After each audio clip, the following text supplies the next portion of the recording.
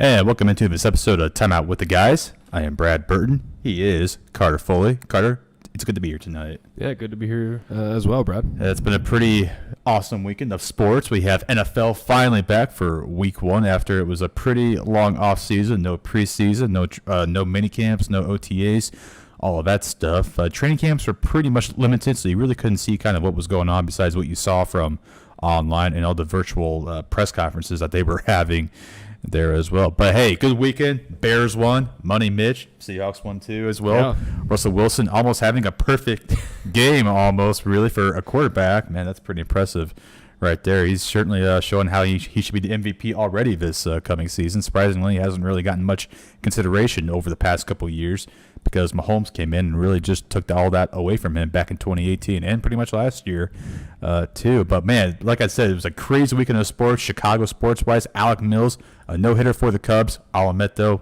I didn't really care about that, to be honest with you.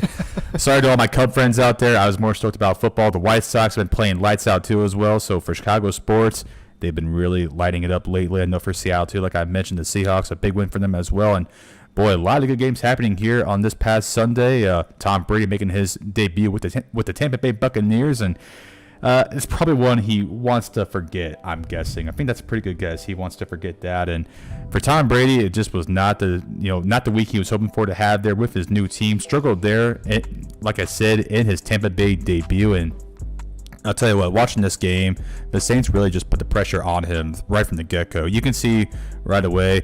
It looked pretty good at first there. He was finding his targets. Mike Evans, surprisingly, he played there, which we thought he was going to be questionable all weekend long due to the hamstring injury there. But ever since then, though, throughout the first quarter there, after that, Tom Brady really just facing a lot of pressure there from the Saints. And back in his days with New England, we could see there that his offensive line gave him all the protection that he needed there in the world, which is amazing how he's able to still play at 43 years old. And now that we see here today, Tampa Bay's offensive line, we knew that was kind of a question going into the season. Would they be able to hold up here for Tom Brady? But eventually, though, at least in the first game, that was not the case. So it didn't allow many sacks, but you could see that he was feeling the pressure a lot, having to scramble quite a bit too, something that we haven't seen quite a bit there from Tom Brady. And really, it kind of showed there that this offensive line needs to improve greatly if they want to continue on the rest of the season. Yeah, it's always interesting too. Obviously Tom Brady was in New England for 20 years, and that's a long time to be for one, to play for one team.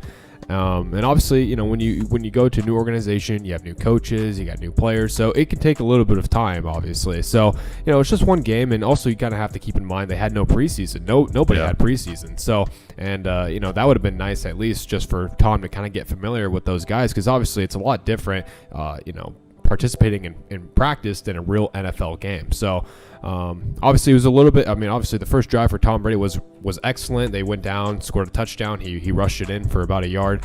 But then after that, it was kind of cold. Obviously they didn't really get it going until the third and fourth quarter. It just takes some time. I'm not too worried. Obviously, he has a lot of championship experience, and yeah, obviously, like we mentioned before, he is a little bit older now, right? But he has a lot of weapons. It's just going to take a little bit of time, and with all good things, it really just does take a few weeks to kind of get everything and everybody kind of on the same page. Definitely is going to take some time, like you mentioned right there, with no preseason games going on. You're not facing any different opponents like you would be in preseason. So for a lot of these guys, and for the rookies even, this is a whole new test for them. So I think for these rookies, they're not having a lot of privilege so far here in this 2020 season. And I think for the Buccaneers, like you mentioned, it's just one game. They can easily get things figured out. Bruce Arians, though, definitely not shying away from how he felt about the game, saying that Brady really struggled, saying how he wasn't determined enough, which really was kind of like, well, if you say he's not determined, here's a guy that's been in the league for 20 years already. He's won 6 championships, hard to believe. And for a guy to say that he wasn't determined, I thought was kind of a bit of a, I don't want to say that was throwing him under the bus, but just kind of a little question mark right there. But either way, I'm sure there's no hard feelings at all for them. Tom Brady knows, hey, I struggled. This is on me. I know I got to be better. Rob Gronkowski as well, making his return to the back to football as well after spending last year in retirement. Had a bit of a slow start there as well. So I think for all of these guys here, it's just all about trying to find their rhythm too as well. And for the Saints too, they were struggling as well there in the first quarter, trying to find their rhythm as well. But eventually they caught on there. And I'll tell you what. This is the one thing I was really curious about going into week one was no fans at all. For at least for some teams that they are. We know for Jacksonville they had some fans there. For Kansas City on that Thursday night matchup, they had some fans there as well. So you could at least hear their reactions because we know they're at Arrowhead. They get pretty loud there, which is how the Chiefs are. But watching the games, no fans at all. I'll admit I was kind of impressed by how they were able to do it and stuff because when you're watching the game, obviously it's on basically the main camera. Eventually they'll get their aerial heads of the fields and stuff, all that. But watching the game, you kind of forget that there's no fans there at all, and you're just focused on the game only. So you're not really thinking about, oh crap, there's no fans there. But eventually once they kick the field goals, the PATs, whatever it is, then it's like, oh crap, there's no fans there. I like the cutouts that they have there as well. Yeah. I think that's a really cool thing that they have. And the crowd noise, too. I know it's not the same, but definitely it still makes that somewhat of an impact, I'm sure, for some of the players as well, because we know that a lot of teams and players feed off the energy that the fans give them, especially at their home fields. But overall, though, for the Buccaneers and for Tom Brady as well, like I said, it's just one game, week one struggles. We've seen Tom Brady start off 0-1 several times before. This is no surprise for him. Obviously, this 0-1 was kind of a bit more deep loss for him because he just lost by a lot more points. The pick six that he had there didn't really help him out there as well. But overall, though, I think for Tampa Bay, hey, Bruce Arians, he's a phenomenal coach. He had some great years there with Arizona, working with Carson Palmer, who basically he turned into an MVP candidate at 5 plus years old, 36, 37, even at 38, however old he was. So I definitely trust Bruce Arians. He has a capable quarterback there of getting him a job done. Obviously, Tom Brady, like we talked about, being 43 years old, but he has a lot of good weapons there as well. Chris Godwin did a good job. Mike Evans, despite having the injuries and getting into a bit of a scuffle there with some of the Saints players as well early on. We know with the Saints and Buccaneers, two teams being in the same division, it gets a little personal at times. I know from watching a lot of Bears games when they play the Lions, Vikings, the Packers, there's always tensions rising up. Nothing personal, I'm sure, but when it comes to your divisional rivals, that tends to be the case. But overall, though, I think, like I said, for Tom Brady, this is no need to worry right now. Like Aaron Rodgers said, relax, RELAX, relax. So I think for Tom Brady, that's kind of the same deal for him as well. But overall, though, I tell you what, this is a really fun first week of football. Just seeing the players come back and play, because we know that this is, who knows what was going to happen. We faced a lot of uncertainty back in the springtime with sports being shut down completely for about almost 2 months even. We saw some sports come back, but with no fans. But to see football come back, though, this is kind of like the cherry on top of the ice cream sundae. This was it.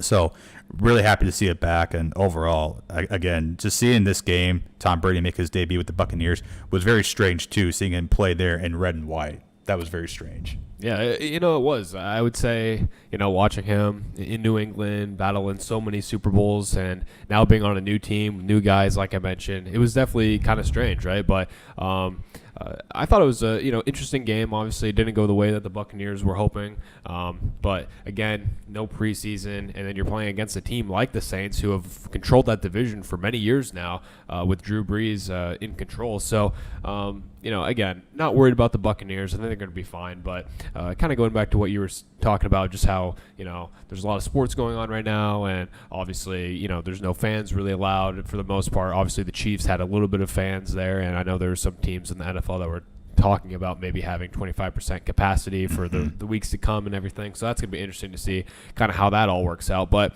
I think the NFL has done a good job kind of implementing crowd noise and everything. And yeah, like you mentioned too, it's kind of interesting because you do kind of forget that there are even fans, or that there's not fans there until they're kicking those extra points or kicking the field goals or whatever. So, but for the most part, really good to have football back, and it's still that high-level competition that the NFL has been known for so many years. So I was definitely really happy to watch the Seahawks yesterday and a couple other games, 2 days ago, and obviously watching football yesterday as well, the 2 games on Monday night. So just in general, good time to be a sports fan now that there's so many different sports going on. Obviously, we have some NBA games tonight as well that we'll get into a little bit later. But, just great time to be a sports fan for sure. Yeah, it certainly is. I was really excited when sports were coming back. I was like, oh, my gosh, we get football, basketball, baseball. But now all of a sudden it's like, what the hell do I watch now? Seriously, like, what the hell do I watch? So That was really cool. Obviously, with NBA and stuff, I've been trying to keep up with that too a little bit. It's been kind of tough now when you have multiple sports going on all at the same time, because with baseball now, hard to believe that the season is wrapping up almost, because when you have a shortened season, that's how it's going to be. But overall, though, it's just great to have sports back. I know with no fans, but they're making progress, though, so that's good to see there. Now, moving on to our next game, my Chicago Bears. Trubisky, well, How did he do it? what's that? I said, how did he do it? How'd he come do it? back in the fourth Oh, quarter? well, dude, it's Money Mitch, man. Money Mitch, dude. Pay him. No, I'm just kidding. Don't want to do that. Pay him. No. Pay Allen Robinson. Pay him. You got to pay Allen Robinson. I'm tired of these trade rumors, whatever he wants. Okay, anyway, we'll get into that later on. But this game was, oh my gosh. I was watching it with some friends and stuff, and we were, oh my gosh. For the first 3 quarters, it was just a complete cluster, you know what. And I'm thinking, oh my gosh, when's Foles going to come in? Is he going to come in at all? Adrian Peterson, the former Viking, and then he went to the Saints for, I don't know, like a few weeks, whatever, went to the Cardinals, and went to the Redskins. He gets cut by them, comes back to the NFC North to play with the Lions, and then basically he's just showing off the old AP like he did there with the Vikings. But the Bears eventually, though, they came back and scored 3 touchdowns in the fourth quarter. Mitch threw all 3 of them. No interceptions. Of course, that's not really been the big problem for him. It's just always missed, not throwing the football well enough. But either way for the Bears, again, they signed Robert Quinn this past offseason. But he did not play, though. Eddie Goldman's not playing this year because of COVID. So for the Bears defense, they were kind of playing, without some of their key players. But overall, though, they came out there with the win, 27-23. And, oh, man, it was just something that I did not expect to happen. When you're down 23-6 to begin with, you're thinking, okay, well, maybe they'll come back. Maybe they'll make it close, get some touchdowns in garbage time. And when they got the touchdown there to make it 23-13, it's like, all right, there's some hope going on here. But then eventually you're kind of thinking Detroit's going to come back and score and make sure that they're not going to put this game out of hand. But eventually, though, for Chicago, they just kept on hanging in there. I know early on, or not early on, but kind of later on, Kyle Fuller got the interception, which we'll see here shortly. But overall, though, for Chicago, they haven't started off 1-0 since 2013. So It's been 6 years. Well, 18 almost happened, and Aaron Rodgers decided to come out from his injury and ruin, my heart and many other Bear fans' heart as well. But overall, though, for Chicago, though, it's just a crazy game right there. Man, you look at the stats. They're 21 points there in the fourth quarter, 3 in the first 2 quarters there, but man, it was just an unbelievable game by them. Allen Robinson, of course, as we all know, he's been kind of not too happy with his contract, but he did have himself a good game there as well. 5 catches for 74 yards. But boy, overall though, this game, typical Bears fashion, playing against one of their NFC North rivals. But eventually, though, they did come out there and get the win, like I mentioned, in the effort Trubisky there. Oh boy, man. Money Mitch in the fourth quarter, I'll give him that nickname for now. But if he wants to continue to really play at a decent level, he has to be consistent throughout all the game, at least not most of the game. So I think for Mitch, this definitely was a good stepping stone for him in the right direction. But he has to make sure, though, he keeps that consistency up at the beginning of the game. Sure, at times throughout the game, a QB may go through a rough stretch. But for Mitch, though, this cannot continue to carry on if he wants to be the starting quarterback for the Bears throughout the remainder of the season.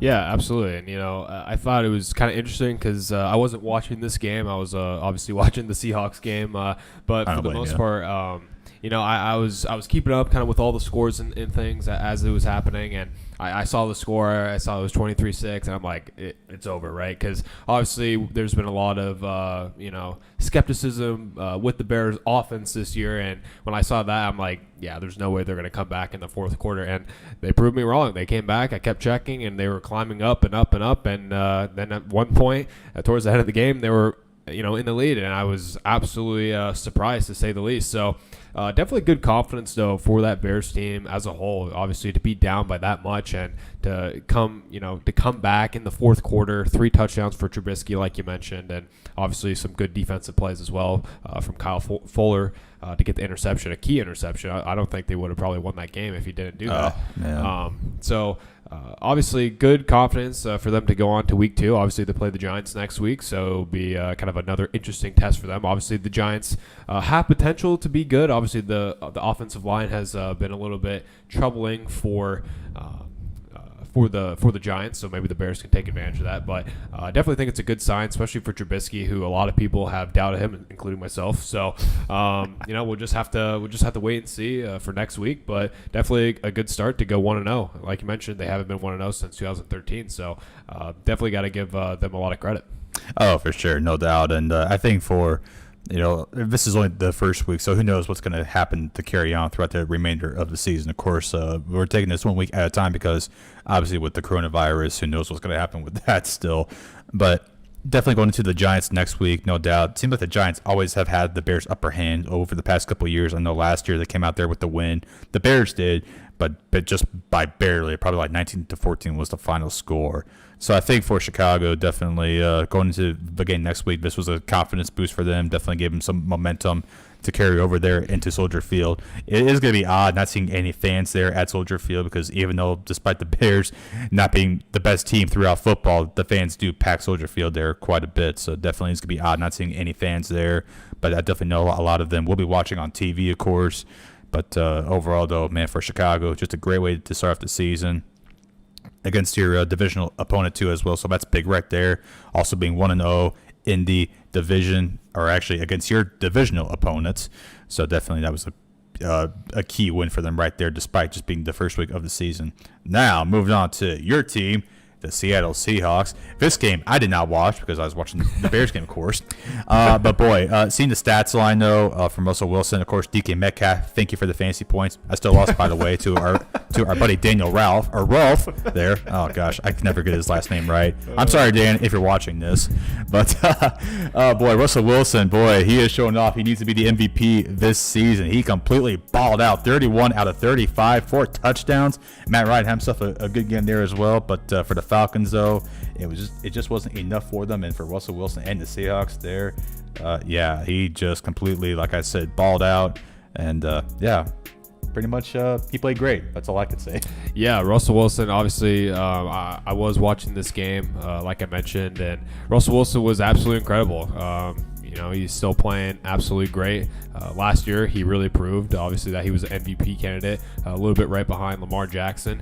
And in this game, too, I was watching, and about 2 of the throws that he, or I should say that were incomplete, were right to the receivers, but the receivers just couldn't hold it in. So that just tells you something about Russell Wilson, of how excellent of a quarterback he really is, and how he just seems to get better as the years go on. Obviously, you see the stat line right there, incredible numbers right there from hopefully a future MVP, as I'm confident that he will win one at some point down the line in his career. But you have to give, obviously, the credit to the Atlanta Falcons, too. Their offense obviously has been really good for many years now. It's just their defense has obviously struggled the last few years, and that's kind of ultimately why they lose the games, is because their defense puts them in those positions, especially going against obviously a really talented offense in the Seattle Seahawks now with a lot of weapons and things like that. It's definitely hard for the offense to come back for the most part and try to put up touchdown after every single drive. It's obviously really hard to do in the National Football League, and that's why defense wins championships. So Atlanta still has a little bit of rebuilding to do in the defensive side of things, but definitely a good win for the Seattle Seahawks, and I'm definitely looking forward to next week when they play the Patriots. Definitely is going to be a fun game to watch right there for sure. Kind of speaking of the Patriots, Cam Newton making his Patriots debut there on Sunday for them as well. Patriots start off the season 1-0 there as well. But yeah, Seattle, no doubt, definitely just had themselves a phenomenal game. And for Russell Wilson there, seeing Greg Olsen also in a Seahawks jersey is also pretty amazing to see there as well. Definitely glad to see the former Chicago Bear and Carolina Panther get a shot to compete, hopefully, for a possible championship. So that is great to see right there. And yeah, for Atlanta, definitely, no doubt, this is kind of a bit of a retooling year for them. You could say, no doubt, they'll still try to definitely compete for possibly to win their division there. But when you have a team like the Saints and even Tom Brady now being there as well, Carolina, we'll see what they can do if they can improve this season. But yeah, for Atlanta, no doubt, I think this year for them, just kind of get through the year, see what they can do, and hopefully next year you have a positive offseason, come out strong, and just do what you got to do. I feel bad for Matt Ryan at times because this is how it's always been during his tenure there with the Falcons. When he got drafted there in 2008, they were pretty good, made the playoffs during his first couple years, but eventually they kind of faded away, came back, even went to the Super Bowl, but then, of course, they had that devastating collapse there and made the playoffs, kind of bounced around in and out, but no doubt I think for Seattle, again, this is a huge win for them. Obviously, we start the season 1-0. That's always the key thing for them, because throughout the season and stuff, you do not want to be in the playoff hunt bubble, as they get into December, because you think about there too. Week 1, we could have had that win, and we wouldn't be in the spot then. So I definitely think for Seattle, this is a huge win for them, like I mentioned. And I think for the Falcons too, again, just try to get through the season, see what they can do. Obviously, you never want to count Matt Ryan out, because he is, we know, a very big competitor. So I would definitely not rule out the Falcons just yet, but we'll see what they can do overall, though, for the Falcons, having almost 3 guys having get over 100 receiving yards. I know Julio Jones and Calvin really did. Thank you for the fantasy points, by the way. Still lost, though. I don't know how, because James Conner got hurt. But overall, though, this definitely was a game to watch for sure. Definitely have to go back and watch the highlights myself here. But definitely, it's always good to see these good Week 1 matchups. Yeah, it was obviously, as a Seahawks fan, it was really fun to watch, and watch the new defensive players, and Quentin Dunbar and Jamal Adams playing the defensive side of things, as well as Greg Olsen, like you mentioned. Also, it was really good to see Chris Carson back on the field. Obviously, he was out last year for a few weeks with injury, so it was really good to see him finally back. And we're still waiting a little bit for Rashad Penny. He still needs a few more weeks before he'll be back in the lineup too. But it was really good just to watch football again. I can't emphasize it enough, but when you see your team out there playing finally in the NFL, obviously it's been multiple months, and there's a lot of uncertainty too with this season. It's just such a great moment, and obviously Carlos Hyde too, new Seattle Seahawks, scored a touchdown as well to go back up for the touchdown here. So but the Falcons, I think they're going to be okay. Their offense is really good, and obviously Dan Quinn, the coach of the Atlanta Falcons, he was the defensive coordinator for the Seattle Seahawks too during the Legion of Boom era. So obviously he has a lot of potential to get this defense kind of right back on track, but we'll just have to kind of wait and see. Yeah, no doubt for sure. And I definitely think for the Falcons, it definitely is going to be something to definitely watch for.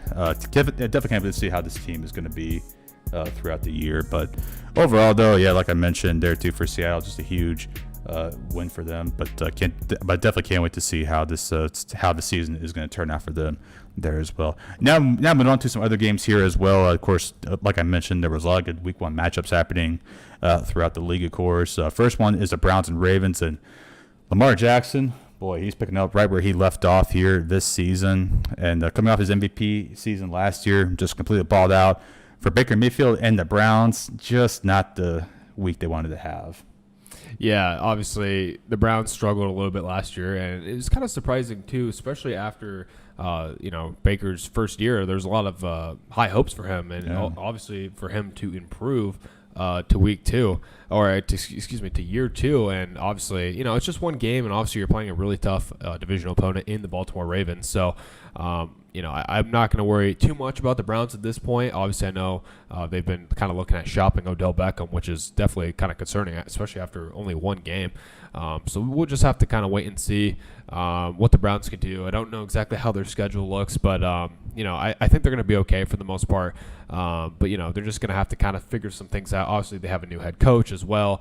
I think there's a lot of potential with the Cleveland Browns, but it's just going to take some time. It's only one game. Obviously, it's a very ugly loss. Don't get me wrong, but it's just one game. I think you just kind of have to put it behind you at this point and just hope for the best. Yeah, no doubt for sure. And I know for Baker Mayfield this coming season, definitely they had a lot of high hopes going into this season, and I definitely think. Boy, like you mentioned, coming off his rookie season, he didn't start the first couple of weeks, as we all know, because they had Tyrod Taylor there at the time. But then he got hurt, and then Baker completely just balled out during that season. But then he's coming into last year, just to not have the season that they had, obviously, with Freddie Kitchens. I didn't think he really did a good job as the head coach. I know people were calling for his name to get fired, and I totally agreed with that. And I think Kevin Stefanski, who is now the new Browns head coach, last year he was the Vikings offensive coordinator.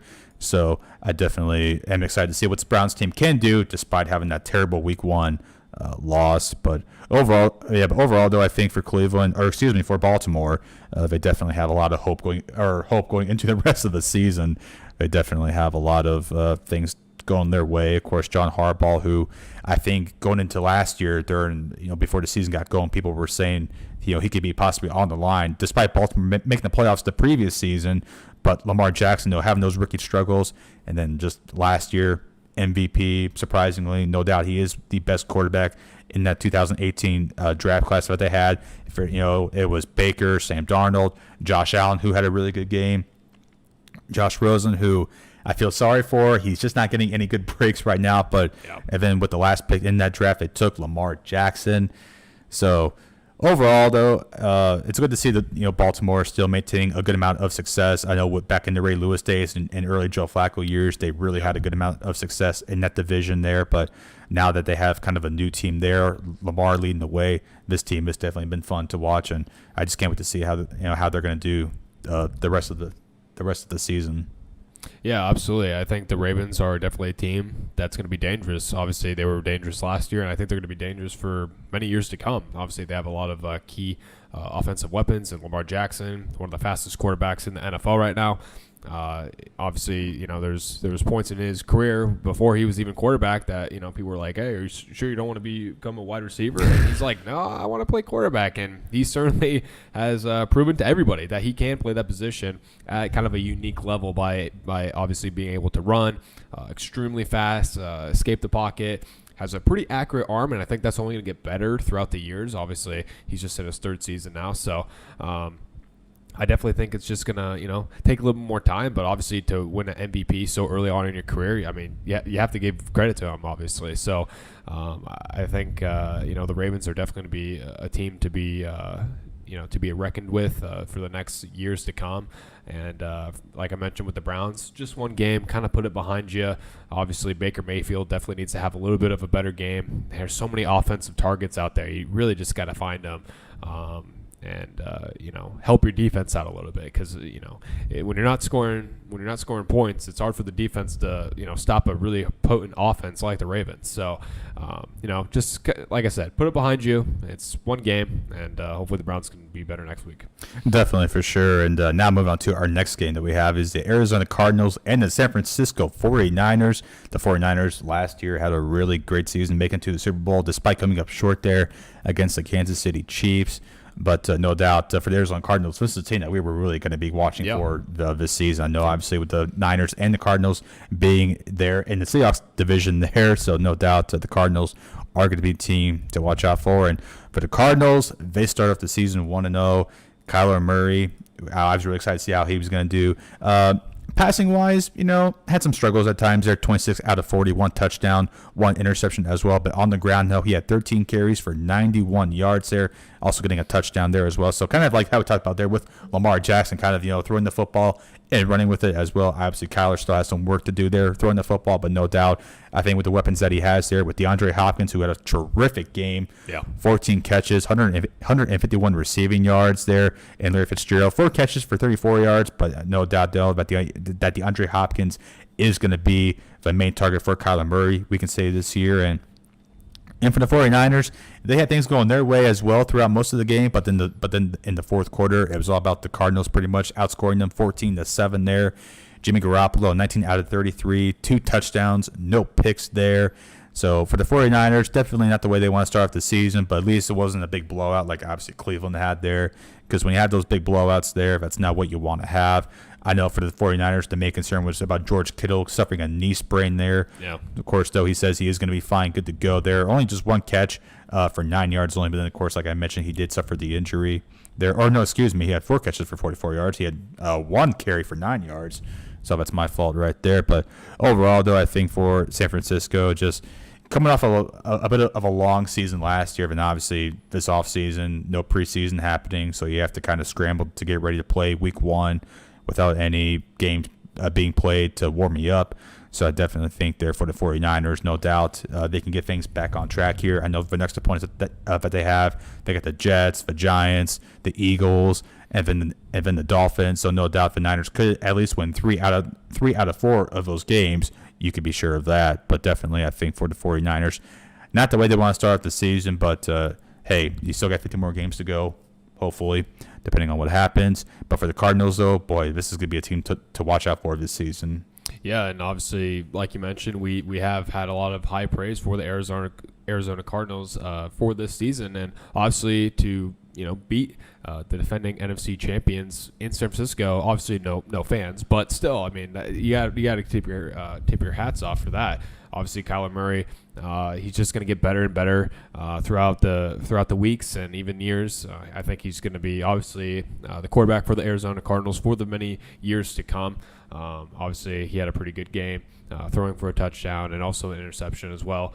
But yeah, DeAndre Hopkins, we just have to give that guy a lot of credit. I mean, Arizona took that trade, and they definitely won it, especially after watching the Texans last week against Kansas City. I mean, the Texans, you could just see it on the field that they were missing DeAndre Hopkins. So, obviously, Arizona got a really good wide receiver in DeAndre Hopkins. And, for the 49ers, I don't think it's time to panic yet. Obviously, there's been a lot of people that have been writing Jimmy G off so early. And honestly, he didn't really have that bad of a game. Obviously, there's a little bit of question with some of the decision-making he made towards the end of the game. But obviously, sometimes that just happens with quarterbacks. Sometimes you're just not on your game. So, obviously, we saw what he did last year with the 49ers. So, I think, again, it's just kind of one game. And it's not like it was a blowout. It wasn't a complete blowout. They only lost by 4 points. So, I think he's going to be okay.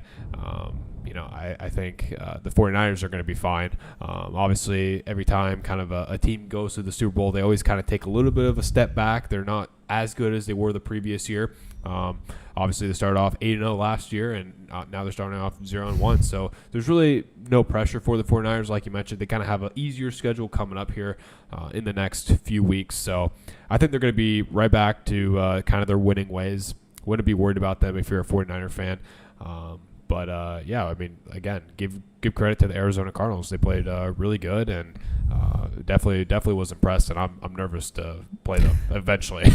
Yeah, I'm kind of glad that the Bears don't play the 49ers, actually both teams, I should say, this season. But when the Cardinals they came out when it mattered, so they definitely got the job done when it especially mattered. And I think this is definitely going to be a huge boost for them going into week 2. So definitely can't wait to see how they're going to do for sure. And definitely for the 49ers, I completely forgot they started off 8-0 last year. Completely forgot about that. So definitely just shows you right there that when teams do go to the Super Bowl, if they do tend to kind of start off their next season a little bit slow. Obviously, if you're Kansas City like Patrick Mahomes, that may not be the case right away. But definitely for the 49ers, though, this season for them, just try and keep up with the momentum that you had last year, despite ending the way you didn't want it to. But overall, though, definitely I can't wait to see how they're going to do, and for the Cardinals as well. A lot of teams I'm definitely keeping my eye out for this season. So definitely can't wait to see how that's all going to go. Now to our last game that we have here, the Chargers and the Bengals. Obviously, this is Joey Burrow's debut with Cincinnati, and for the Bengals, didn't go the way that they wanted it to. But this game obviously wasn't a blowout like it was last year for the Bengals. They competed at least throughout most of the game. But eventually the Chargers came out when it mattered, scoring 10 points in the fourth quarter. Enough for Joey Burrow, 23 out of 36. 0 touchdowns. He did throw a pick, though, but also did lead the team in rushing as well. Joe Mixon led the team in rushing there with 19 carries for 69 yards. Also Burrow getting 46 yards on the ground as well and scoring a touchdown. Tyrod Taylor getting the start here for Los Angeles. And it is kind of weird not seeing Phil Rivers out there for the Chargers no more. So that's kind of a sight we had to try to get used to, him not being there. But overall, though, for the Chargers, they start off their season 1-0 just by winning by 3 points. But for the Bengals, though, I know last year for them, it's just a struggling year for them. But for them to get the first pick, though, to see what Burrow could do, like I said, they had no preseason games at all. So this is basically to them, their first preseason game, you could say. So I think for this team to score 13 points and lose by 3, obviously that's pretty impressive right there, especially for a very young team. AJ Green, who we all thought would he be traded because he was getting really fed up there with them, but I think having Joe Burrow there kind of rejuvenated him to stay there in Cincinnati. So definitely can't wait to see how the Bengals do this season. But for them, they start off 0-1 this year. Chargers start off 1-0, but definitely we know that the AFC West here with Kansas City and Denver, of course, then looking to make some improvements this season, but definitely, I think for Los Angeles, this was a good win for them. But definitely, you still got to think, though, that they definitely got to improve greatly if they still want to continue to win football games. Yeah, absolutely. And obviously, it was kind of a little bit of a sloppy game between both teams. Both teams obviously struggled last year with the Bengals, having a 2-14 record. So obviously, they did not have a good season at all last year. Obviously, getting a new quarterback in Joe Burrow is obviously going to help the Bengals. And yeah, I mean, he did not have a good game really on paper when looking at it. But like you mentioned, there was no preseason games. He's a rookie. He's a part of a team that is not really a part of a winning culture. Obviously, they've had losing seasons the last few seasons. So it's just going to take time. It really is, and I can't emphasize that enough, but it really does. It is really just going to take some time. And obviously the Chargers, kind of have a good foundation for the most part. Tyrod Taylor, is kind of like in control now for the offense of the Chargers. And I think he obviously is. He's been kind of moved around the last few seasons, but he's a very stable quarterback, and he's proven the last few years that he can help teams win. And even if he's just going to help coach younger rookie quarterbacks or other quarterbacks, he's able to do that as well. And we have to keep in mind too that the Bengals almost went into OT, but they ended up missing the field goal to tie the game. So obviously they were kind of right back in it, but anything could happen in overtime. So who knows? It could have just been one play away from possibly going to OT, and maybe the Bengals winning that game. So again, for both these teams, I think it was kind of a sloppy performance, and I think it's just going to take time for both of them. They kind of have some young talent on both sides of the ball, like I mentioned, it's just going to take some time to kind of get everybody gelled together. And none of these teams played preseason, and it's a little bit different playing in practice than it is in a real NFL game. Absolutely, and I know for Charger fans, they're definitely excited for Justin Herbert whenever he gets his chance to hopefully get some playing time. And I feel bad for Tyrod Taylor because this is how it was with Baker Mayfield there. Because, for Tyrod Taylor, he knows he's not going to be their future unless who knows what could happen. But definitely, I know a lot of Charger fans are definitely excited for Justin Herbert, the rookie who they drafted out of Oregon there with the 6th overall pick there in the first round. So definitely can't wait to see how he's going to do whenever his time does come. But yeah, overall, though, it was just a really good week of football there. I know the Cowboys lost, which was great. The Rams, okay, and that game was really – I did not see the game at all much because I came back home and fell asleep. I conked out right away. Yep. But the Cowboys lost, which was great, and I know a lot of teams as well. Packers, Aaron Rodgers, he apparently now has – he came back and turned 25 years old here once again. He balled out completely, which is – I don't know. It's good to see him still playing good at a high level, but boy, when it comes to playing the Bears, though, that's gonna be tough to watch. But we'll see what happens there. Who knows? The Vikings, they got a young defense. Some guys are still learning, so we'll see what can happen right there. But overall, though, it's just a really fun week of football. Can't wait to see how next week is going to go as well. So definitely excited to see how that's going to go. And speaking of that, we have some games here that we want to choose. Our first game that we have here, we have 3 games total here. So for these 3 games, our first one is the Baltimore Ravens and the Houston Texans. For Houston, they had a tough week 1 loss there to Kansas City. Of course, it was kind of expected there because with Houston, they made some pretty dumb moves this offseason. David Johnson, though, he did a fairly good job as well. I think Chris Collinsworth even said that the Texans won the trade when he got the touchdown right away. Something like that. I'm like, okay, well, obviously you have some Skip Bayless inside of you. But no, I don't mind Collinsworth. He's good. But sometimes he says some things that I may have some questions about. Either way, for Houston, they lost their first matchup to Kansas City, and I think they will lose their second straight game to start off the season 0-2. I think Baltimore takes this one. I will say this game is going to be close, I would say, but I think Baltimore overall will come out here with the upper hand. Lamar Jackson, he's just going to do what he needs to do his best. Throw the football, run with the football, do whatever he can do. He's got some good receiving weapons there as well for him. Defensive-wise, they also they did a really good job there last week too. So I'll take Baltimore here in this matchup. Yeah, and obviously I also am going to go with Baltimore. I think their week 1 performance against Cleveland was definitely very impressive, and the Houston obviously struggled. They scored a little bit, but that was in garbage time, so obviously it wasn't. For me, I usually don't count that as much of as that being impressive. So, but yeah, I definitely think Baltimore's going to go 2-0. Houston's going to go 0-2, which definitely is going to sting. Obviously, there's been still some high hopes. They still have a lot of really talented players. Obviously, on the defensive side, they got J.J. Watt. Offensively, they have Deshaun Watson. But again, with this team, I think it's just going to take a few weeks to kind of get gelled together, like I mentioned. And I think that's kind of the common thing with all these teams. It's just going to take a few weeks to kind of get gelled and kind of figure out what the game plan is and kind of get familiar with other guys that maybe you never played with before. So, but obviously, losing DeAndre Hopkins for the Texans has been huge, and especially watching it on the offensive side of things, it's very clear to see that they're definitely missing kind of a number one guy. So we'll just kind of have to wait and see for them. But Baltimore, I definitely like them here playing against the Texans, and I'm going with the Baltimore Ravens. All right, and for our second game that we have here, the New England Patriots and your team, the Seattle Seahawks. Patriots coming off their Week 1 victory with Cam Newton there making his Patriots debut. Of course, the stat lines were, I guess you can say, I mean, they weren't impressive, but they weren't bad either. I think, obviously, just trying to kind of get warmed up here. We know that Cam Newton, he signed on with the team a little bit later in the offseason, so he definitely had to really hustle to learn the plays and stuff, especially with no preseason happening. But for the Seahawks, they had a terrific victory like we just talked about here probably about 10 minutes ago or so, getting that huge win against the Atlanta Falcons. And I think for Seattle, they will continue that momentum and beat the Patriots. I know for Patriots fans, this is probably not what they want to hear, but either way, I don't care what they think. Hey, I mean, a lot of them are bandwagons anyway, probably. I agree. Yeah, that's true.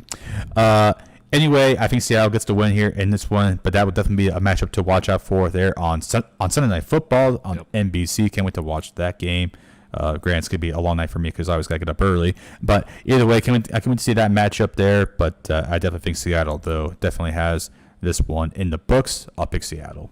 I definitely am going to pick Seattle. Of course you would. Obviously, a little bit of some bias with me, but I definitely think Seattle is a better team on paper. And obviously, the Patriots won Week 1, but it was against Miami, so not an incredible opponent, obviously, as they've struggled the last few years. Obviously, I think Miami's going to be better as the years go on. They kind of are building a foundation now. Yeah, finally. Yeah, it's about time. But yeah, I definitely am going to give it to Seattle. I think Russell Wilson is just going to destroy the Patriots defense. I think he's going to have an unbelievable game once again. And I think Cam Newton's always struggled against the Seahawks. I don't know what it is, but he always has struggled against the Seahawks, and I think that will continue. I think he'll play a little bit better. Obviously, I think Bill Belichick is one hell of a coach, so I think he's definitely going to have a really good game plan for Cam. But ultimately, I don't think it's going to be enough for the New England Patriots to win this game against a really tough NFC opponent, and in my opinion, Super Bowl contender Seattle Seahawks. Oh, no doubt for sure. And I've played the Miami Dolphins there, and you only won by 10 points there. But either way, it's only Week 1. We know that with this Patriots team, it's kind of brand new in a way, but still came out with the win. A win is a win. But definitely, this is going to be their first, I don't know, you can say their first real matchup or at least their first legitimate matchup there, you could say, here this season. But now with our last game, we have the New Orleans Saints and the Las Vegas Raiders. Almost said Oakland there. Yeah, I know. So many changes happening this year. I can't keep up with it. Raiders last week played pretty good. But the Saints, though, of course, and boy, they beat Tom Brady, of course, and came out on fire right away. Like I said, a slow start for them. I think with this Raiders team, they definitely improved a lot greatly. They still have some room to improve. But I think the Saints will get the victory in this one, starting off 2-0 this year. Drew Brees, obviously, just, again, even at 41 years old, still playing at a high level. Alvin Kamara, who got the big contract there for him, he did a really good job as well. Michael Thomas, who is also one of the best receivers in this league. So definitely can't wait to see how that game is going to go. But I'll definitely pick the Saints here in this matchup.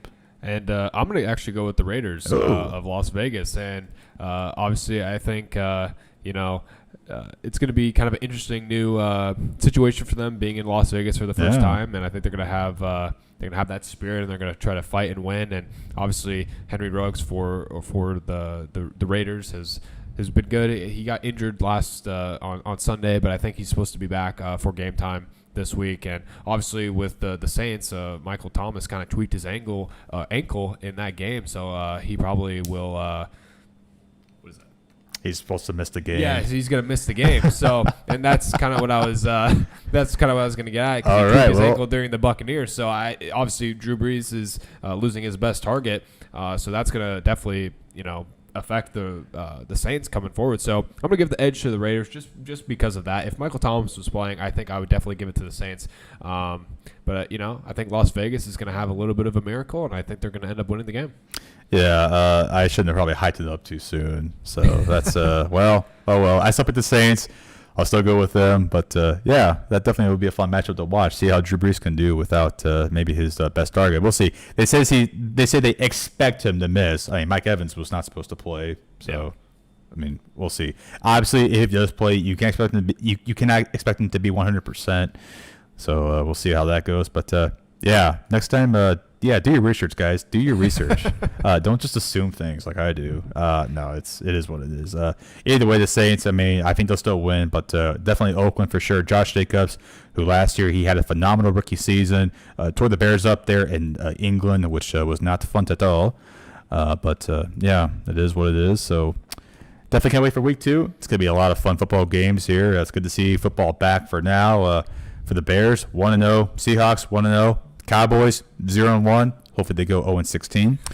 I mean, I do like Zeke. I think Zeke's really good. But, yeah, the Cowboys, I'm tired of their fans hyping up their team every year when they always go 8-8. So definitely can't wait to see how that all turns out for them. But, yeah, overall, it's been a pretty good show so far. We are going to take our first break here. When we come back, we'll dive into some NBA talk there. Some good matchups happening here. And one coach, he is not going to be back there with the Houston Rockets. That is Mike D'Antoni. And the Heat and Celtics happening right now. Also tonight, we got the Nuggets and Clippers in Game 7. Will Denver come back once again, being down from 3-1? Or will the Clippers take control of Game 7? All that coming up here. Also some baseball news as well. MLB postseason news. They have a bubble that they will do there, and also some teams on the rise to have a great season so far. The White Sox, the Cubs, all those teams come up here in the next part of the show. Be right back. This is Time Out with the Guys.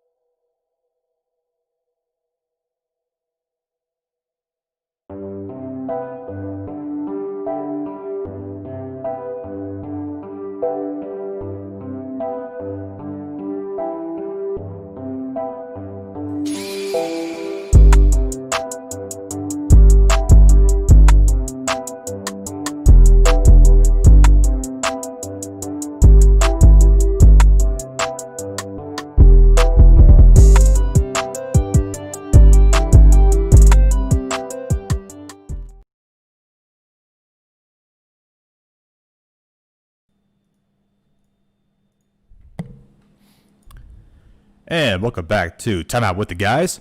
I am Brad Burton. He is Russell Wilson. No, I'm just kidding. I wish. He is Carter Foley.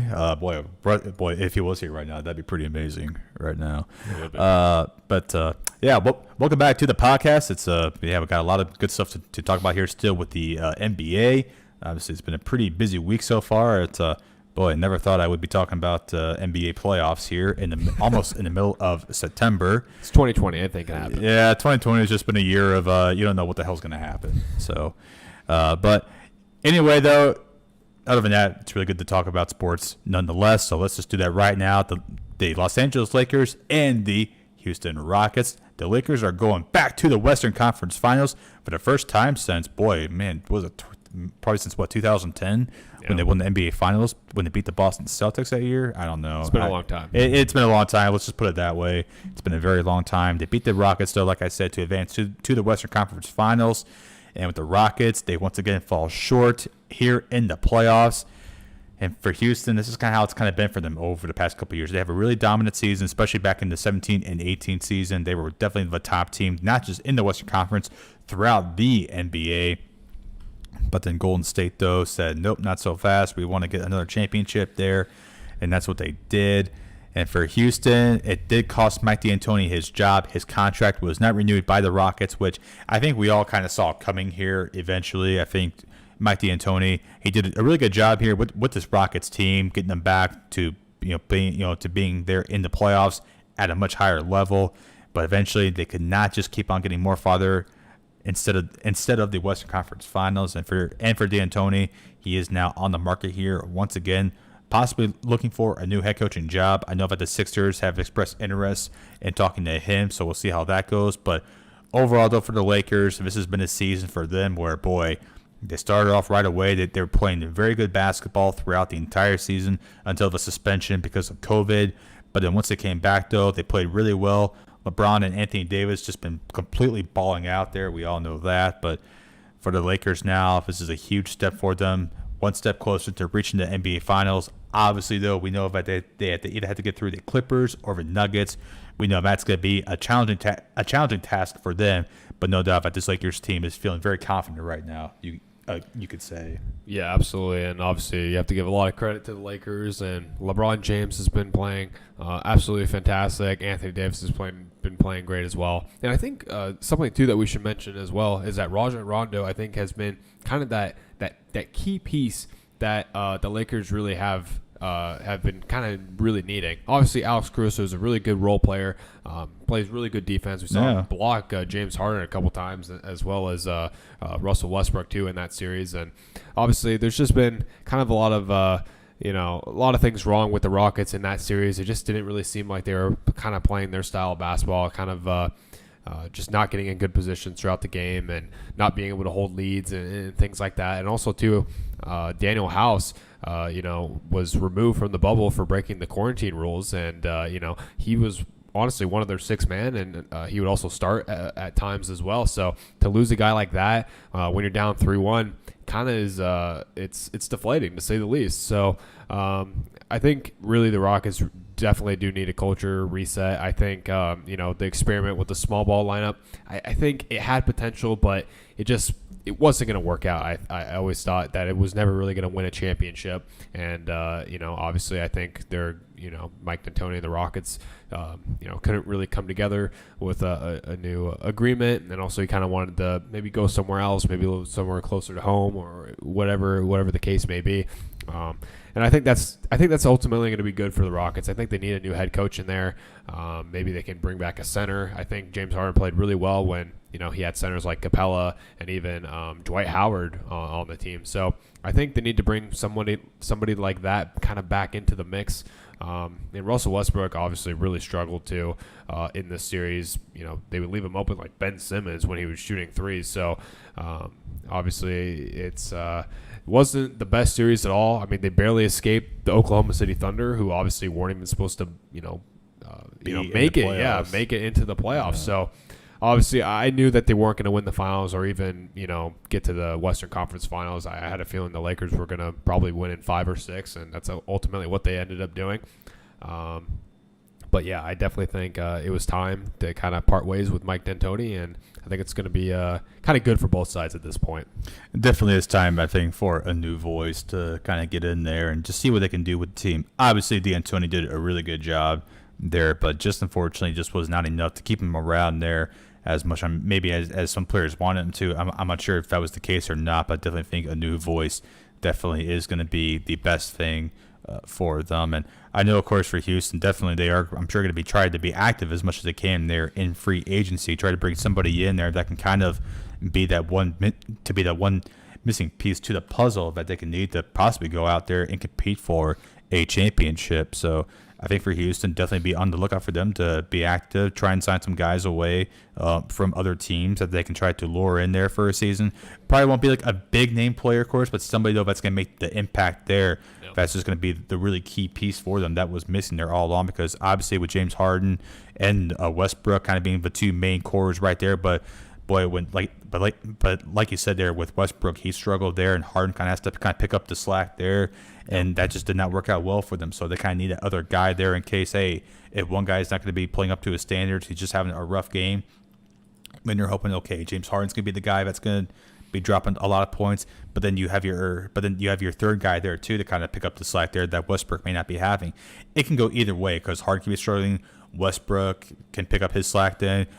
It just depends on what's going to be happening, but I definitely think there for Houston, if they had to get somebody in, kind of like we talked about last week with Milwaukee, because Giannis, if they need to get somebody there, if they want to compete for a championship, just get somebody, not like a big name player, but somebody that's going to make the impact though right away, that can help you guys get over this playoff hump that you've been in for the past couple of years and get to the NBA Finals. Because if Houston was going to be advancing to the Western Conference Finals right now, we would not be having this conversation right now, plain and simple, just like that. Yep. So, but I definitely think for Houston, that's definitely going to be the key thing for them. Get a new voice in there, maybe try and get somebody, because we know Mike D'Antoni, he is kind of now one of the older coaches here in the league right now, being 69 years old. So they probably want to try and get somebody maybe a bit younger, somebody maybe in their late 40s to early 50s, maybe like a Ty Lue sort of guy. I know we mentioned that last week and stuff. I know about the Rockets, of course. I think they've been expressing interest in talking to Lue.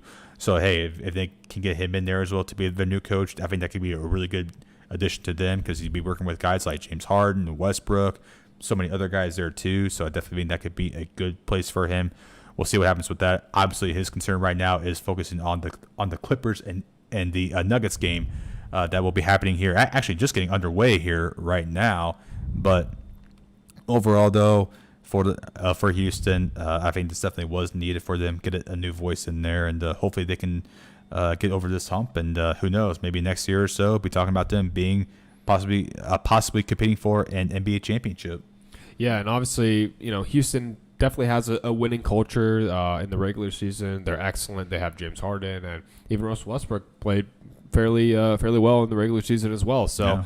I think it was just time, like I mentioned, to kind of get a new coach in there, maybe have some new schemes, and maybe bring back a center and kind of go from there.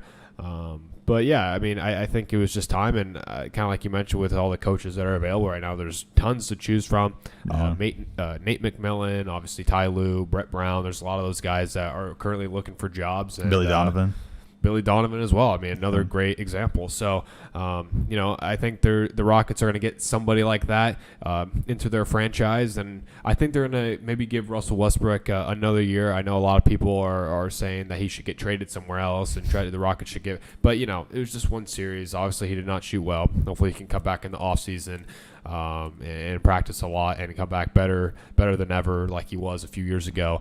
Kind of that lethal target on both sides of the ball, and obviously he is getting up there in age, and he still has that explosiveness, not nearly as much as it was when he was younger, of course, but that's just what happens as the years go on. But I think he's going to be okay, and I think the Rockets should maybe give it one more year of an experiment between James Harden and Russell Westbrook, and like I said, bring back a center, kind of get some more role players, get a new coach, and hopefully they can compete in a deep playoff run next season. But again, you just have to give the Lakers credit, and I'm really excited to watch the Western Conference Finals, whether it be between the Nuggets or the Clippers. I think it should be very fun to watch.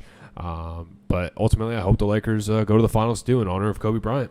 Oh, absolutely. That'd definitely be a good game to watch, or a fun series to watch here for sure. And for the Lakers, obviously we know it's kind of been that emotional season for them ever since the tragedy with Kobe and all those other people. Of course, his daughter Gianna, and then the 7 other people that were killed in that terrible tragedy. So definitely for the Lakers, that'd be definitely kind of a bit of a silver lining for them because, hey, obviously Kobe's watching above. Definitely got to be smiling right now for sure. And definitely can't wait to see how they are going to do, whether it be against the Nuggets or the Clippers.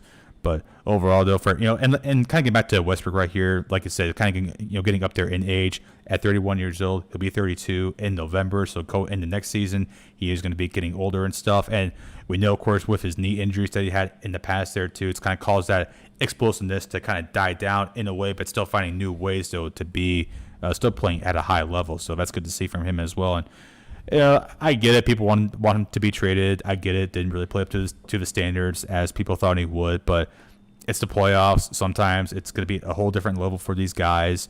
But I definitely think coming into next season, he's definitely going to work hard to get back to where he needs to be at.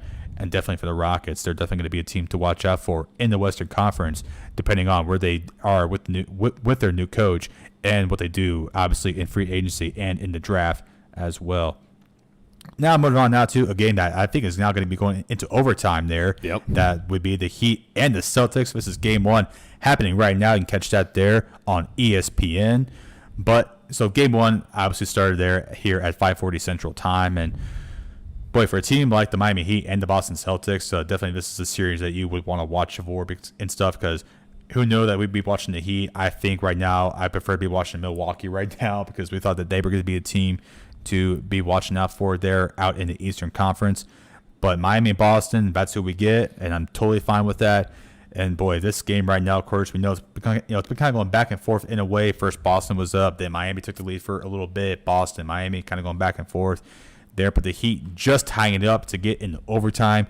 We'll see how they can do there, but with boy, with the Miami Heat though, with Jimmy Butler, who just turned 31 years old, happy late birthday to him.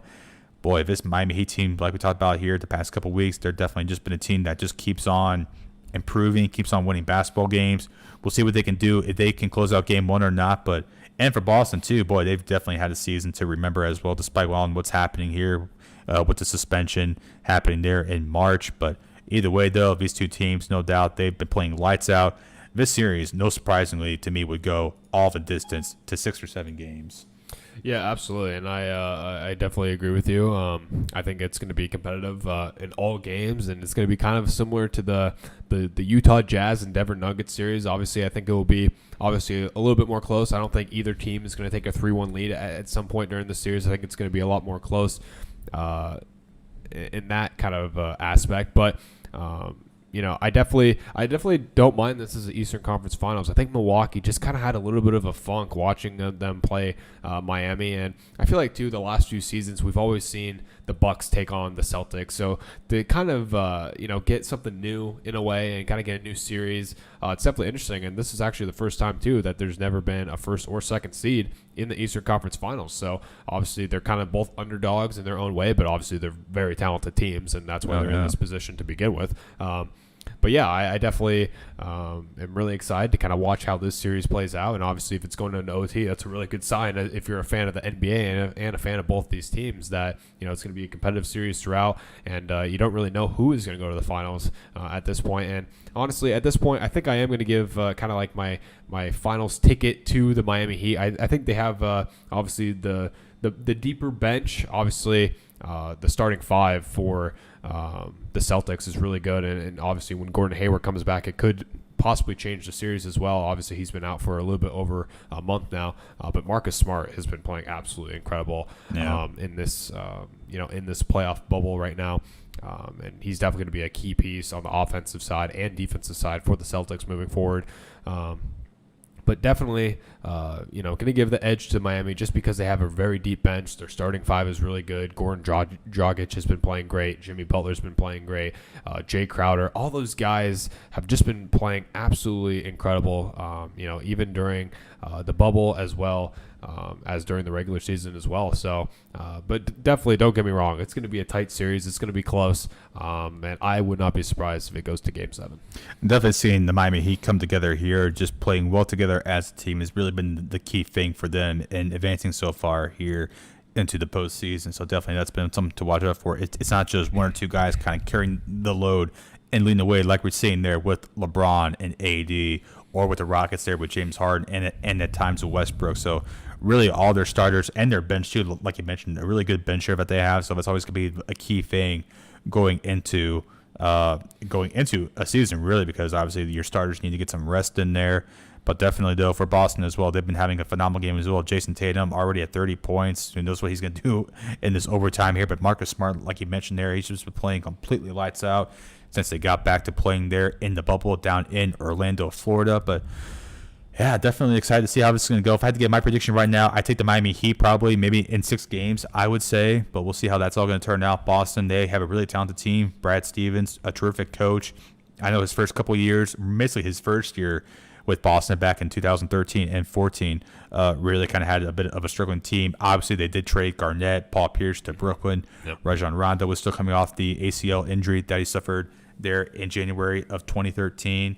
So I definitely think there for Boston, they have some great things going for them as well. But for Miami, though, great to see them playing at this level. And boy, if we get a Heat and Lakers series, that is going to be fun to watch, because we know, hey, LeBron's history there with Miami. No doubt D Wade is going to be there watching the games as well as from a virtual location. He's definitely going to be keeping his eye on that. Same with Chris Bosh, I'm sure. All the former players that played there with LeBron during his time with the Heat. That would be a fun series to watch. I was definitely hoping for a Lakers and Bucks series, but boy, if we get a Heat and Lakers series or finals, that is going to be fun to watch. That is going to be really fun to watch. Yeah, absolutely. And obviously, the history with LeBron James being a part of the Miami Heat has been obviously won 2 championships there, went to multiple finals as well with Eric Spoelstra. So he's definitely going to, all 4 years. And obviously, he's going to be, definitely familiar with LeBron. And I mean, just have to tip your hat off to LeBron for being so good for so many years. And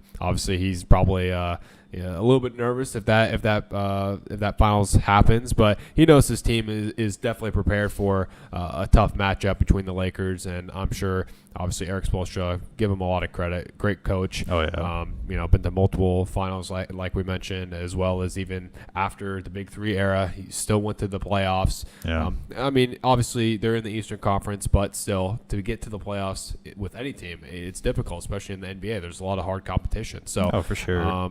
Definitely have to give him credit. But then again, Lakers versus the Boston Celtics too, kind of that classic finals championship run between both sides, and it would obviously be cool to see that happen. Obviously, there was a little bit of talks a few years ago too, when Kyrie was still a part of the Celtics, and Eastern Conference Finals, and ultimately Kyrie was hurt, so never really ultimately got to kind of see that matchup between him and LeBron James. But either way, I'm hoping for personally Lakers to go to the finals. And in the Eastern Conference, I don't really care as much about that, but either way, I think it would be a great matchup for both sides.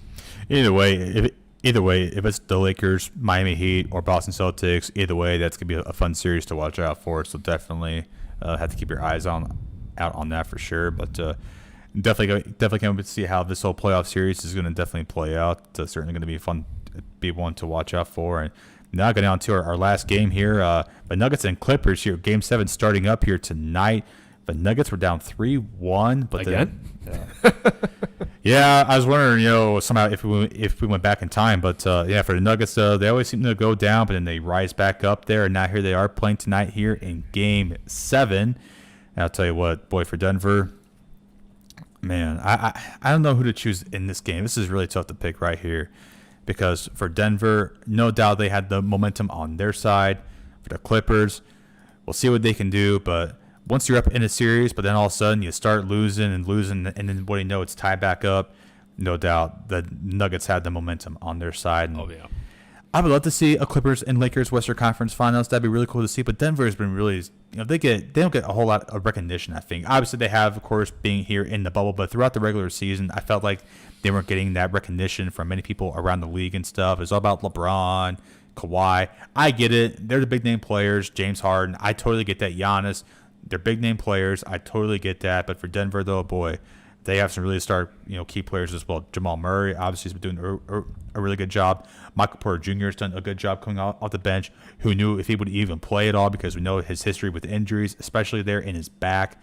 That's definitely been the question for him.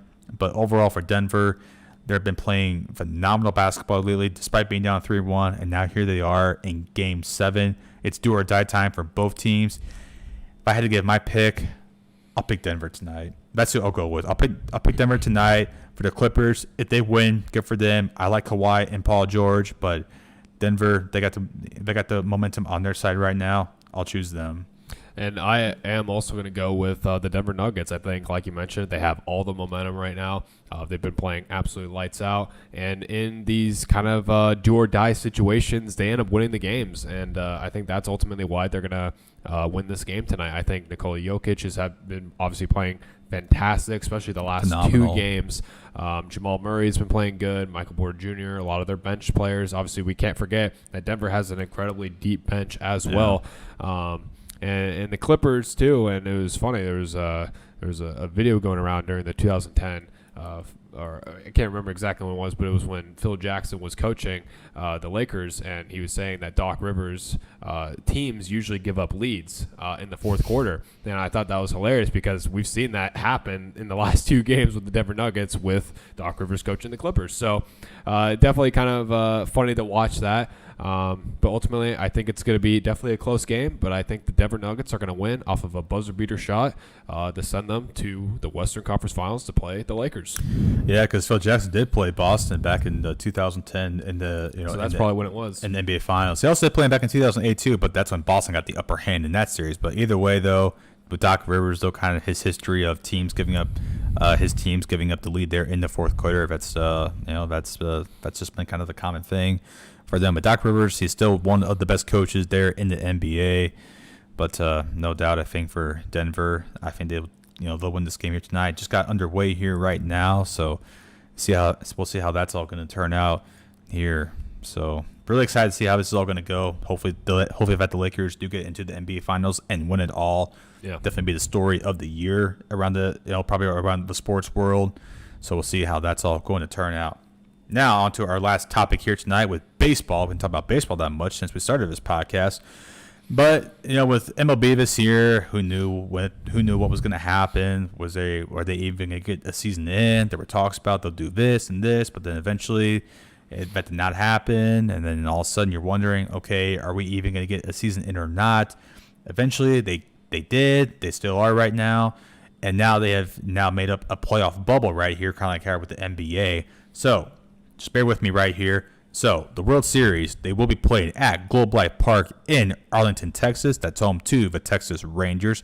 So that's where the World Series will be played at. All 7 games, no traveling wise. So I think that's a really smart move by baseball to do that. And then also for the Championship Series as well, for the American and National League. For the American League, they'll be played at Petco Park in San Diego, but obviously with concerns out in California right now, you have to wonder if the air quality is going to be safe enough for that. Obviously, I know San Francisco's been really the main focus in that area, but we'll see what can happen there with that. And for the National League, it will be at Globe Life Park, like with the World Series right there. And for the Divisional Series, they'll be played for the American League at Petco Park and Dodger Stadium, and for the National League at Globe Life Park and Minute Maid Park, home of the Houston Astros. And I think we don't really care about the Astros right now, do we? No, we don't. I don't care about them. I don't care about them I hope either. they lose every game. Cheaters. Yeah, they are. Yeah, they are cheaters. But either way, I think this was a smart move by baseball to make up this bubble right here, because we know that obviously travel restrictions have been been really tough this year because of the COVID-19 pandemic. So I think it's a smart move for all these guys to be there in certain locations, not have to play. Obviously, it's gonna be kind of weird seeing them just play in one spot only, but that's what that's what I always think about too. Is like, oh man, it's gonna be like so weird with them just playing in one spot, kind of like with the NBA. But once it got going and stuff, I didn't care about that. I was just so happy to see it back. And plus with the virtual fans, especially there in the NBA, that was really cool to see. So still make it feel like that they're playing in a big arena. Obviously with baseball, they're still playing there in their, in a baseball park or stadium, whatever it is. And I know that they're hoping for some fans to attend. Obviously, it's not going to be full capacity. Probably be about maybe 25 to 50%, 50% at most. Obviously, social distance is going to definitely be the big thing for them. But overall, though, I am excited to see how this is all going to turn out. I think, again, this is a smart move by MLB. So we'll see how that's all going to go. But overall, though, boy, with the season just being a few weeks away from ending, I can't wait to see how these teams are going to do once they get into the postseason.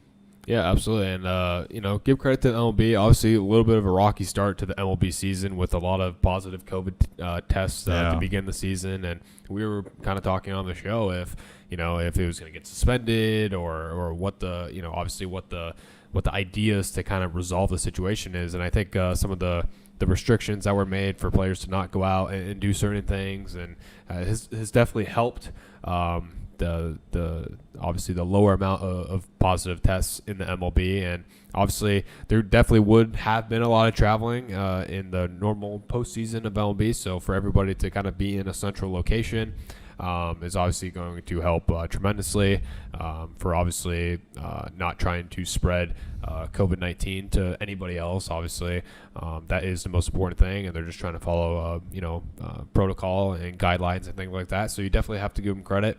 And kind of like you mentioned, it might be weird at first when you're watching the game for the team not to be playing in their home stadium. But like we said, 2020 is just a year out of the ordinary. I mean, it's just, what do you expect at this point? So I think at this point we just have to be happy that they're going to be playing baseball. There's going to be postseason baseball, and obviously, like you mentioned, that there possibly might be some fans there too. Obviously, not at full capacity, but I think we just have to kind of take the goods, and hopefully, the COVID-19 we're halfway past it at this point, and hopefully we can kind of get back to regular life in the next few months or so.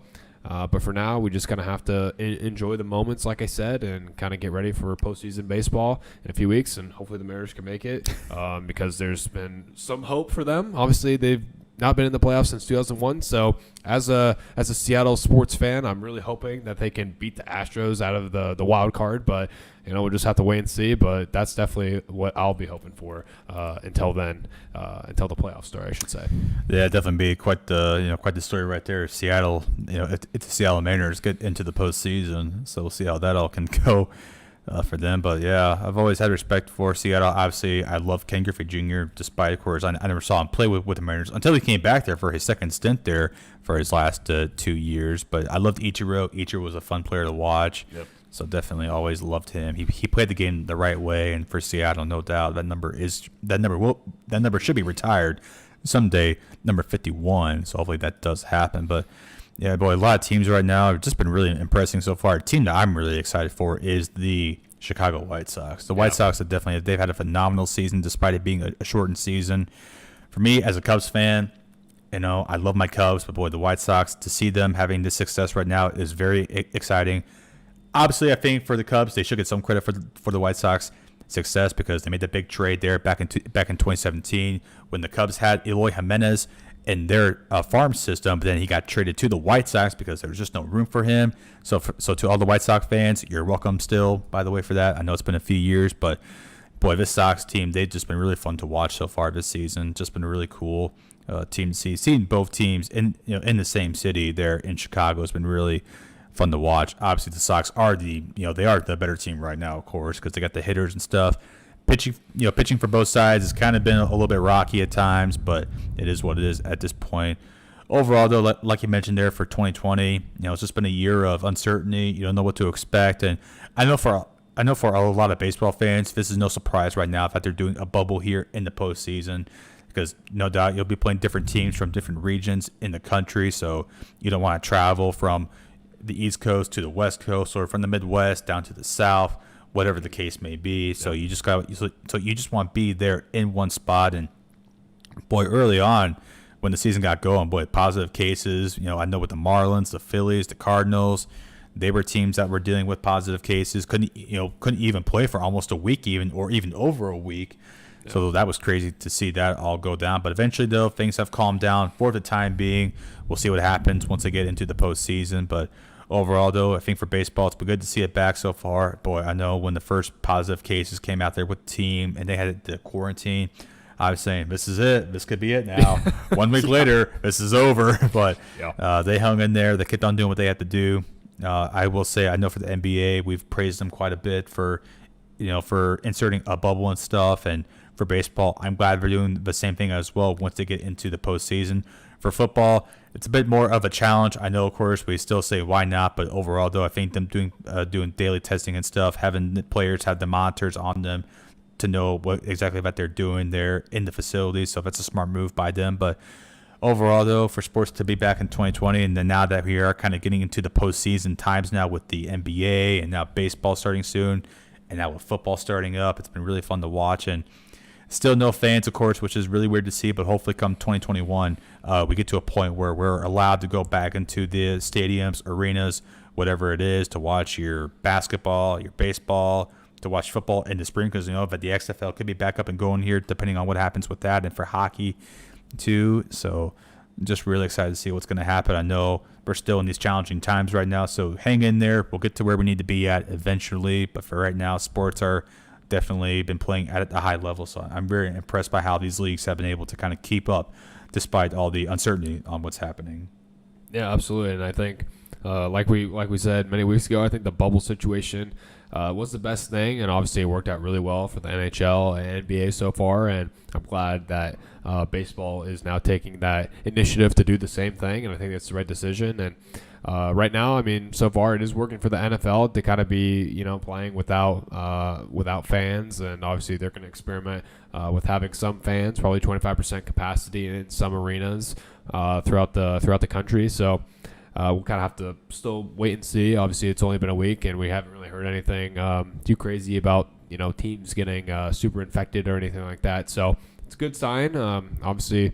It's definitely weird to be watching like all four sports going on right now in September. It's definitely very strange. Talking about postseason basketball, postseason hockey in September. It's just very, very strange. So, it's still you got to give credit to the leagues, obviously, for having good plans in place for the most part and executing them fairly well. And it's definitely good to be a sports fan with all the things going on, all the games going on. But like you mentioned, sometimes it's hard because it's like you don't know what you're going to watch.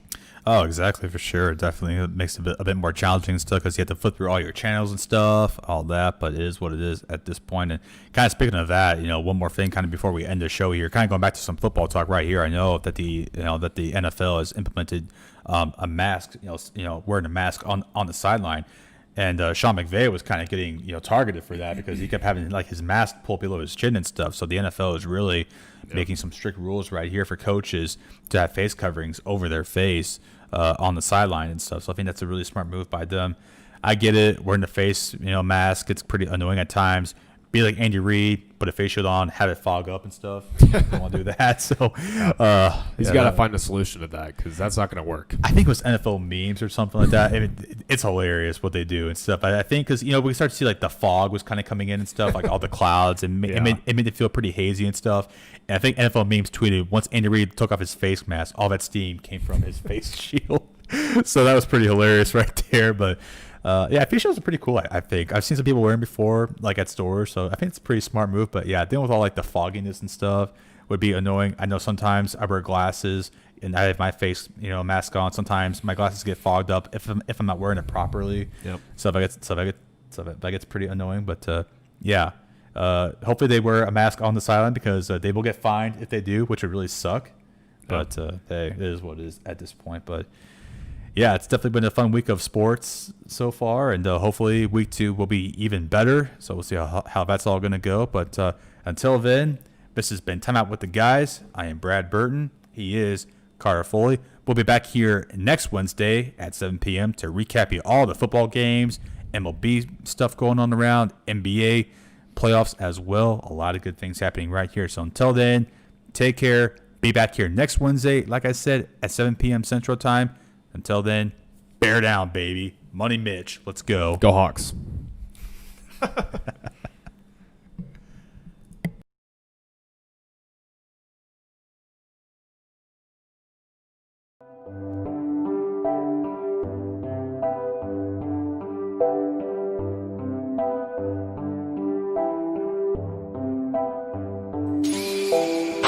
missed three. Boston needs a three. Do they foul or not? We'll see if they do it on the catch. Not. Tatum makes the catch. Got it off in time. Online, but no good. And the Heat win game one in overtime. Moment for him. And a look at the last shot. What a catch by Jason Tatum. Able to come down with it, get up off his feet, and still somehow put it on the rim.